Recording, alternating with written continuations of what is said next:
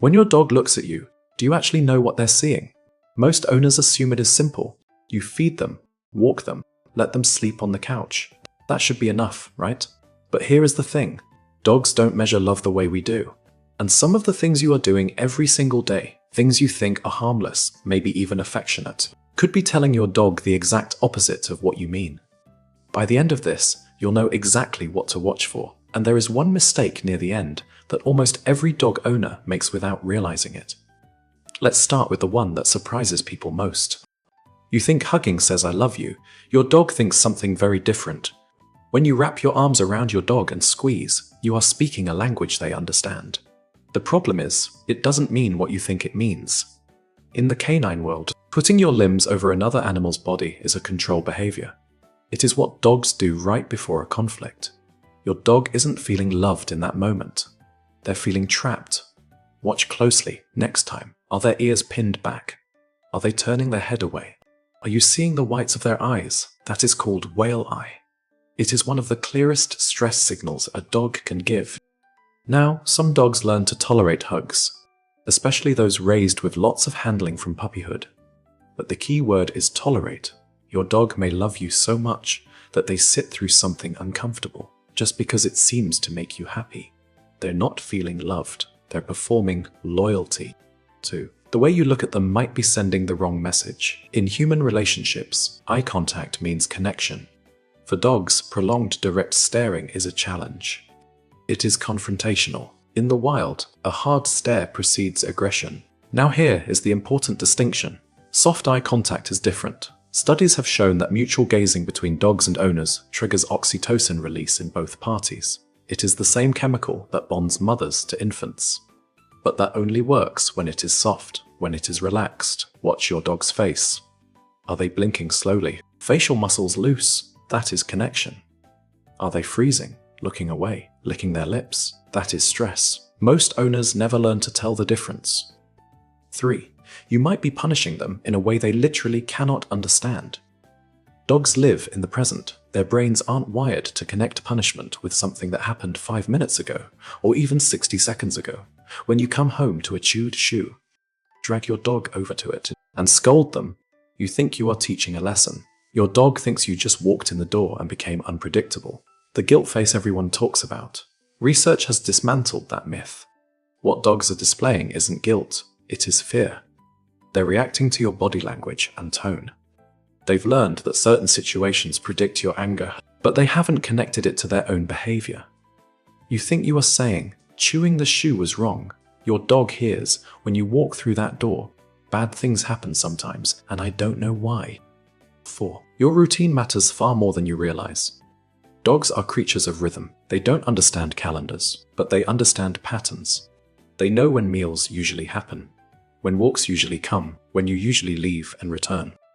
When those patterns hold, they feel secure. When routines shatter unpredictably, cortisol floods their system. Studies found something striking. Dogs with unpredictable schedules showed stress markers similar to shelter dogs. Dogs who never know when their next meal is coming. Dogs who don't know if their person will return. You might think your dog doesn't care what time dinner happens. They care deeply. If you want your dog to feel truly secure, predictability is one of the most powerful gifts you can give them. When you rush their walks, you are stealing something essential. And if you are getting value from this, hit that subscribe button. This channel is for people who actually want to understand what is happening inside their dog's mind. Think about how you experience the world. Most of it comes through your eyes. For your dog, most of it comes through their nose. They have 300 million scent receptors. You have 6 million. When you take your dog outside, they're not just walking, they're reading. Every fire hydrant is a message board.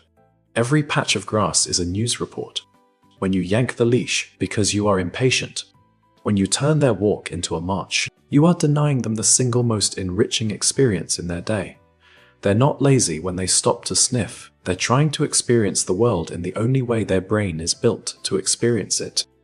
6. Your raised voice does more damage than you think, even when it is not directed at them. Dogs don't understand the context of your frustration. They don't know you are yelling at a video game or arguing on the phone. What they experience is this. The human who controls their world is suddenly loud, intense, and unpredictable. Their stress hormones elevate. They start scanning for threats that don't exist. Over time, living in a home with frequent yelling changes a dog. They become hypervigilant.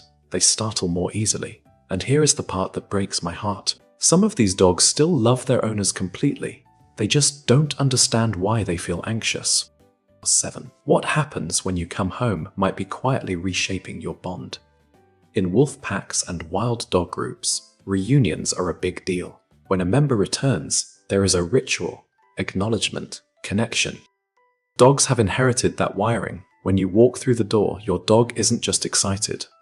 They're watching to see if you'll complete the ritual. If you ignore them, brush past them, check your phone first, you are communicating something. You are saying your excitement doesn't matter. One missed greeting isn't going to damage anything, but patterns form. When you stop, acknowledge them. Give them even 30 seconds of genuine attention. You are telling them something they understand deeply. You are saying, yes, we're still a pack. I see you. 8. You might be making your dog feel like they don't have a safe place to exist. This is the one I promised at the beginning.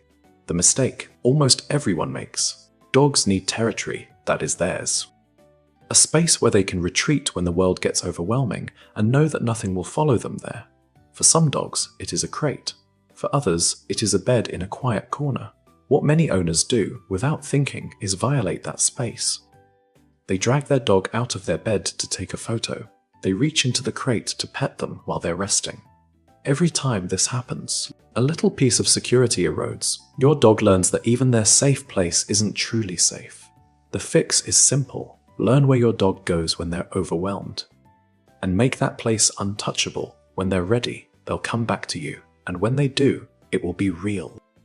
Here is what all of this comes down to. Your dog is not complicated. They're beautifully simple. They want to feel safe. They want to understand the rules. They want to know that you see them, that you respect them, and that you are predictable enough to trust. But the good news is this. Dogs are forgiving in ways humans could never be. If you've been making some of these mistakes, you haven't ruined anything. You've just been given new information. Watch their signals. Respect their space. Give them the gift of consistency. Let them sniff. Let them rest. Let them know that you are a safe place to exist, because here is what your dog has been doing this whole time. They've been watching you, learning you, adjusting their entire life around yours. They've been trying to tell you what they need in every way they know how. Maybe now you'll finally understand what they've been saying.